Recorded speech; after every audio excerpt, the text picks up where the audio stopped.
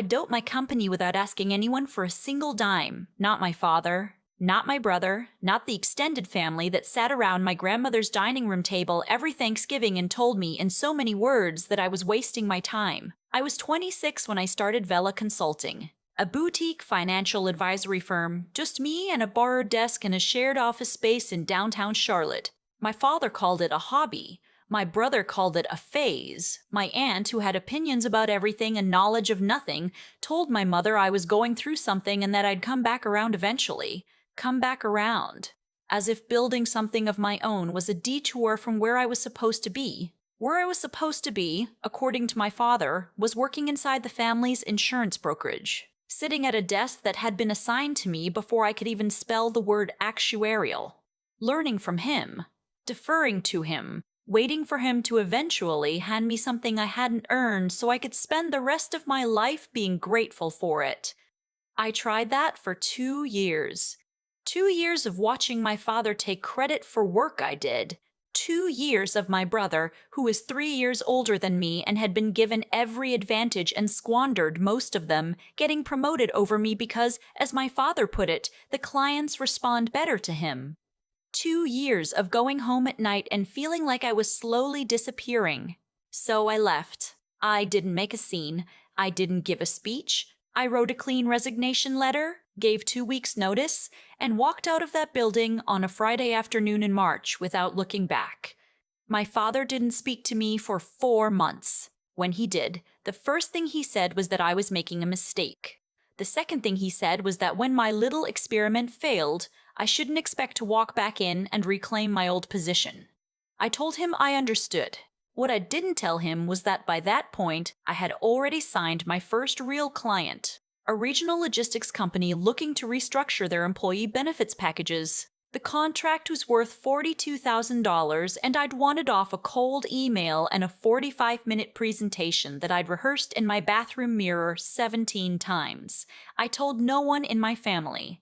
That became the pattern. I kept my professional life completely separate from my family life, which in practice meant that my family life shrank to almost nothing. Holidays became shorter. Phone calls became less frequent. I stopped mentioning work entirely because every time I did, my father found a way to turn it into a referendum on my choices. My brother, whose name is Donovan, was worse in a different way. He wasn't hostile. He was dismissive in that particular way that some men have perfected, where they don't argue with you. They just look slightly past you, like whatever you're saying doesn't quite register. Like you're a radio station coming in fuzzy from 3 states over. My mother wasn't cruel. She was just loyal to my father in the way that her generation sometimes is, where loyalty means never contradicting him in front of anyone, including his own children, even when he was wrong. She'd call me on Tuesday nights and ask how I was doing, and when I said I was doing well, she'd say, "That's nice, honey," and then tell me about something Donovan had done that impressed my father. I kept building anyway. By the time I was 29, Vela Consulting had 4 full-time employees and a client roster I was genuinely proud of. I'd paid off my initial business debt. I moved into a real office, a proper one, with a conference room and a lobby and a small kitchen where my team ate lunch together on Fridays. I had a benefits package for my employees that was better than anything my father's brokerage had ever offered its own staff. I did not tell my family any of this. I also, around that time, made a decision that would matter enormously later. The building where my office was located, a 7-story commercial property in the South End neighborhood of Charlotte, came up for sale. The owner was retiring. He'd managed the property for 22 years and was ready to move to Sarasota and play golf until he couldn't anymore. The asking price was significant. Not astronomical, but significant. Enough that most people in my position would have looked at it and looked away. I didn't look away. I spent 6 weeks running the numbers. I talked to 2 commercial real estate attorneys, a property management firm, and an accountant who specialized in mixed-use commercial acquisitions. The building had 11 tenants. It had been professionally maintained. It was in a neighborhood that was growing fast and wasn't going to stop. I made an offer. The owner countered. I countered back. We settled on a price that worked for both of us, and I closed on the property on a Thursday in November, 3 days before Thanksgiving. The transaction was handled through a holding company I'd formed specifically for the purpose. The name on the door of the building didn't change. The management company that had handled day-to-day operations stayed on. To anyone looking from the outside, nothing was different. My tenants received a letter from the holding company explaining the ownership transfer. Most of them responded with a polite acknowledgement and nothing else. I did not tell my family. I flew home for Thanksgiving that year because my mother asked me to, and I still loved her even when she frustrated me. My father and I sat at opposite ends of the table and were polite to each other in the way that two people are polite when they have decided that open conflict is too exhausting. Donovan talked about a new account he brought in at the brokerage. My father nodded and smiled. I ate my turkey and helped my mother with the dishes and drove back to Charlotte on Sunday morning. The following April, I got a call from my office manager. Her name is Harriet. She's been with me since year 2, and she has an instinct for trouble that I've come to trust completely. Your father and your brother are in the lobby, she said. I was in a meeting with 2 clients, a married couple who owned a small chain of urgent care clinics and were looking to restructure their retirement vehicles. We were 40 minutes into a 90-minute appointment. What did you say? I asked. Your father and your brother, she repeated. They don't have an appointment. They're saying it's a family matter. I excused myself from the meeting, told my clients I'd be 5 minutes, and walked out to the lobby. My father was standing in the center of the room with his arms crossed, wearing the expression he always wore when he believed he held the advantage in a situation. Donovan was next to him, holding a manila folder and trying to look casual, which he was never quite able to pull off. Dad, I said. Donovan, you didn't call. We didn't think you'd pick up, my father said. He wasn't wrong about that. I'm in the middle of a client meeting, I said. I need you to wait, or we can schedule. We're not here to schedule anything, my father said. He reached over, took the folder from Donovan, and held it out to me. We're here to discuss this. I didn't take the folder. He set it on the reception desk instead, opened it, and pushed it toward me. Inside were several documents. On top was a letter typed on actual letterhead from a man I'd never heard of who was apparently an attorney. I skimmed it. The summary was this. My father believed that my success had been built in part on relationships, introductions, and professional goodwill generated by the family brokerage during my 2 years working there. He believed that those intangible contributions constituted a form of investment in my business. He was, the letter explained, prepared to formalize that position and pursue appropriate legal remedies if necessary. He was asking for 20% of Vela Consulting. Not a loan, not a buyout. 20% ownership, ongoing. For a moment, I just looked at the documents without saying anything. Harriet was standing slightly behind the reception desk, pretending to look at her computer screen. I knew she was listening to every word. You're asking for 20% of my company, I said finally. Based on introductions you made 6 years ago when I worked for you. Based on the foundation we provided, my father said. Which you used to build what you have now. I left what you had, I said. That was the whole point. You took contacts with you, Donovan said. He said it like he'd been waiting to say it, like it was the piece that closed the argument. Industry relationships. You didn't build those from scratch. I looked at my brother. He looked back at me with that expression I'd seen my whole life. The one that said he was certain he was right before he'd finished the thought. I have clients in this building right now, I said. I'm going to go back to my meeting. I'll have my attorney contact yours. We're not finished, my father said. I know you're not, I said, but I am. I went back to the conference room, apologized to my clients for the interruption, and finished the meeting. Afterward, when they left, I sat at the conference table alone for a few minutes. I wasn't scared. I wasn't panicked. I was thinking. I called my attorney that afternoon. Her name is Simone, and she has been doing business litigation in Charlotte for 18 years, and she does not rattle easily. She listened to what I described and was quiet for a moment. They have no case, she said. Introductions and professional goodwill from a prior employer don't constitute an equity claim. This is not even a close question. I know, I said, but I want to be ready for what comes next. What came next was a phone call from my father the following week. He said he'd thought about it and reconsidered the number. He wasn't asking for 20% anymore. He was asking for 30. I told him my attorney would be in touch and ended the call. Then came the part that actually hurt. My father has a professional network. He's been in the insurance and financial services industry in Charlotte for 30 years. He knows people. And over the next 3 weeks, I started getting signals. A client who mentioned offhandedly that they'd heard some concerns about my firm's practices. A professional acquaintance who asked if everything was okay.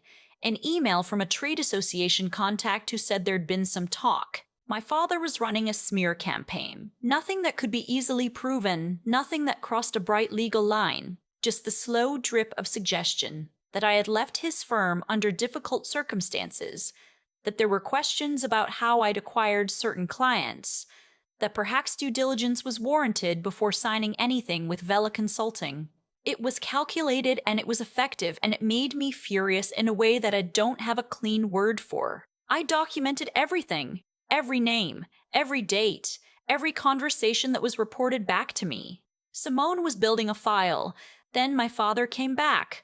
This time he didn't call ahead either. It was a Tuesday morning, 9:15, and I was in my office when Harriet knocked and opened the door without waiting, which meant it was urgent. "Your father, your brother, and a woman I don't recognize," she said quietly. "She has a briefcase." I stood up. "Is anyone else in the building yet?" I asked. "Your 10 o'clock is already in the conference room," she said. "And the 2 partners from Meridian Capital arrived early. They're in the small lounge." I had a meeting that morning with 2 senior partners from a private equity firm I'd been cultivating for 8 months. It was a meeting that mattered. I understood immediately that this was not a coincidence. My father had timed it. I took a breath. "Ask them to wait in the lobby," I said. "I'll be out in 3 minutes." I called Simone from my office phone. I told her who was in my lobby. She told me to keep the conversation brief, not to sign anything, and to call her back afterward. I walked out to the lobby. My father was standing with Donovan and a woman in a gray blazer who introduced herself as a paralegal from the attorney's office. She was holding a document in a blue cover that I recognized as the kind used for formal legal filings. My father looked at the doors leading to the conference wing of the office. He knew people were back there. "I know you have meetings this morning," he said. He said it like that was a courtesy. Like acknowledging the inconvenience was the same as caring about it. "I do," I said. "Then we'll make this fast," he said. He nodded to the paralegal who held the document out to me. "We've amended our position. We're asking for 15% equity in Vela Consulting and a consulting fee arrangement for ongoing advisory services." "Advisory services," I repeated. "Your father's industry relationships are an ongoing asset," Donovan said. "It's reasonable to formalize, and if I decline—" My father set his jaw. "I have relationships with the management company that operates this building. I went to college with the principal. I can make a call, and I can make your lease situation complicated. Very complicated." He said it quietly and evenly, like it was just information. I looked at him for a moment. Then I looked at Donovan for a moment. Then I looked at Donovan, who was studying the floor. "Go ahead," I said. "Call him." My father blinked. He hadn't expected that. "I'm serious," I said. I walked to the reception desk and picked up the phone and held it out to him. "Call him right now. Put it on speaker. I want to hear the conversation." My father looked at me. Then he took his phone out of his pocket. He scrolled to a contact and pressed call. It rang 3 times. "Arthur," said my father when the line connected. "It's Gerald. I need to talk to you about a tenant in your building on South Tryon." "Which building?" said the voice on the phone. "South Tryon. 7 stories. I'm standing in it right now, in the offices of a firm called Vela Consulting." There was a pause. "Gerald," said the voice carefully, "I don't own that building anymore. Sold it about 18 months ago." My father's expression didn't change right away. It took a second, the way it takes a second for cold water to register. "You sold it," he said. "Holding company purchase. Clean transaction. The management company stayed on, so I figured most of the tenants wouldn't even notice the difference." Another pause. "Why? Is there something going on over there?" My father looked at me. I looked back at him. "Who owns it now?" my father said. His voice was steady. He was working very hard to keep it steady. Company called Villa Holdings, Arthur said. I remember because the name was similar to one of the tenants. Small world, I thought. The paralegal was very still. Donovan was staring at me. My father lowered the phone. I waited. The building, he said finally. I own it, I said. Since when? Since before you came here the first time. He said nothing. The lease situation you were going to make complicated, I said. That's my lease. I'm the tenant and the landlord. You were going to call someone to pressure me in a building that I own. I let that sit for a moment. I'd like you to leave now. The paralegal was already putting the document back in her briefcase. Donovan left first. He walked past me without looking at me, and I watched him go and felt something I hadn't expected to feel, which was sad. Not angry, just sad. My father stood there a few seconds longer. He looked around the lobby at the frosted glass panels with the company name, at the reception desk, at the doors leading to the conference wing where his daughter's clients were waiting. You could have told us, he said. You could have not done any of this, I said. He left. I stood in the lobby alone for about 30 seconds. Then Harriet appeared from behind the reception desk where she had been, I was now certain, listening to every single word. Your 10 o'clock is still in the conference room, she said. And Meridian? Still in the lounge. Give me 2 minutes, I said. I went to my office, closed the door, pressed my palms flat on my desk, and breathed. I wasn't shaking. I was something else. Something that doesn't have a precise name. That space between relief and exhaustion where you feel the weight of a thing you've been carrying finally sit down. 2 minutes later, I walked into the conference room and met with my clients. Then I walked into the lounge and spent 2 hours with the partners from Meridian Capital. It went well. Better than well.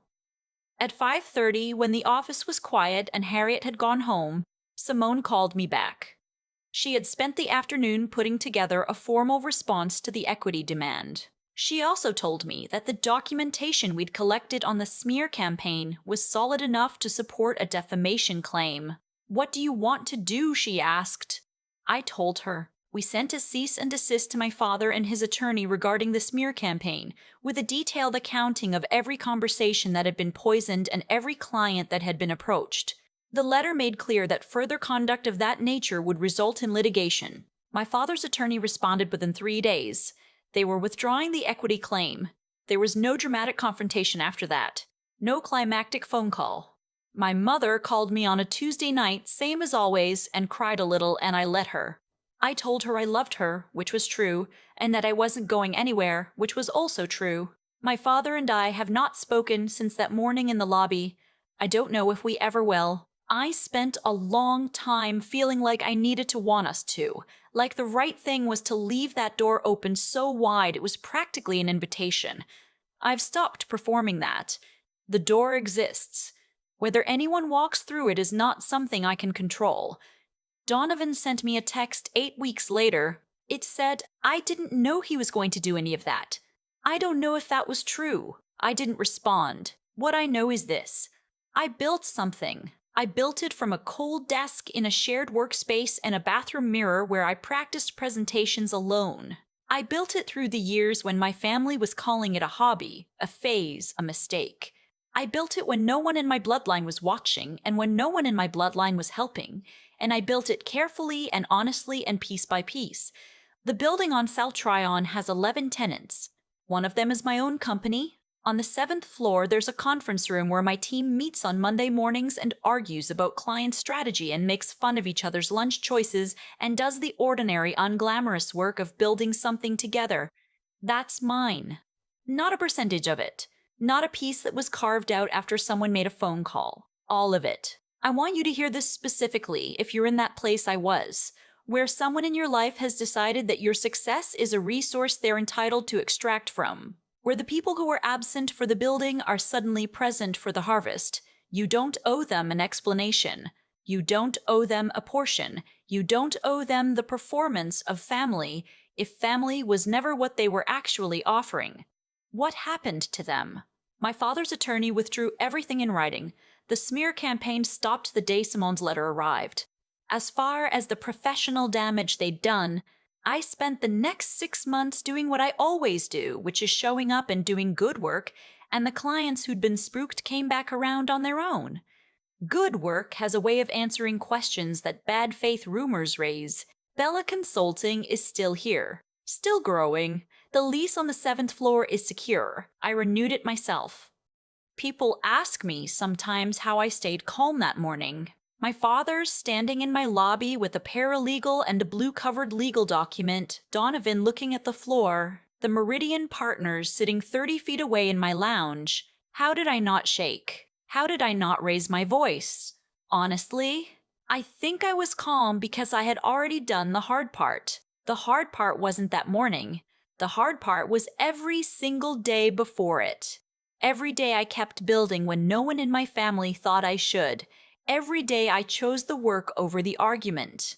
Every day I made a decision that was quiet and careful and completely invisible to the people who were now standing in my lobby demanding a piece of it.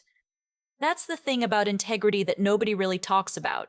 It's not dramatic. It doesn't announce itself. It's just the slow accumulation of choices made when no one is watching and no one is rewarding you for it. I bought that building because I'd done the homework, run the numbers, and made a sound decision. Not to set a trap. Not to position myself for a confrontation I didn't even know was coming. I did it because it was the right move for where I wanted to go. The fact that it became the thing that ended a years-long pattern of manipulation, that wasn't strategy. That was just what happens when you build something real. Real things hold. Real things reveal the truth of a situation without you having to argue for it.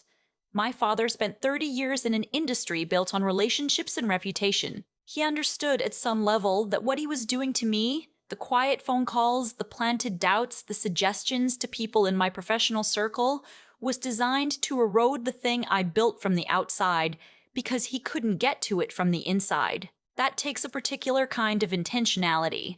And I think that's what I had to make peace with eventually. Not just that he did it, but that he thought it through first. Donovan, I'm less sure about. His text, the one that came 8 weeks later, I've read probably a dozen times. I don't know if he was telling the truth. I don't know if he stood in that lobby believing he was there for a legitimate reason, or if he knew exactly what the morning was designed to do and showed up anyway. What I know is that the people who are present for the harvest but absent for the planting don't get to be surprised when you protect what you grew. Harriet, who has been with me since almost the beginning and who I am fairly certain heard every word of both confrontations from behind that reception desk, never once brought it up. She just kept doing her job. There is a kind of wisdom in that. And the people who see everything and say only what needs to be said. I've tried to learn from her. What I want to leave you with is this. The choices you make when no one is validating them, when your family is calling your dream a phase and your work a hobby, those choices compound, not in a mystical way, just in the plain, practical way that good decisions tend to generate better options, and better options open doors that bad decisions keep closed. My father thought leverage was something you built through relationships and social pressure. I thought leverage was something you built through ownership and preparation. That Tuesday morning in my lobby, we both found out which one of us was right. Build carefully. Build honestly. Build in the direction of something that can stand on its own. Because eventually, the people who doubted you will show up wanting a piece of it, and what you'll have to say to them will be written entirely in the foundation you laid before they arrived.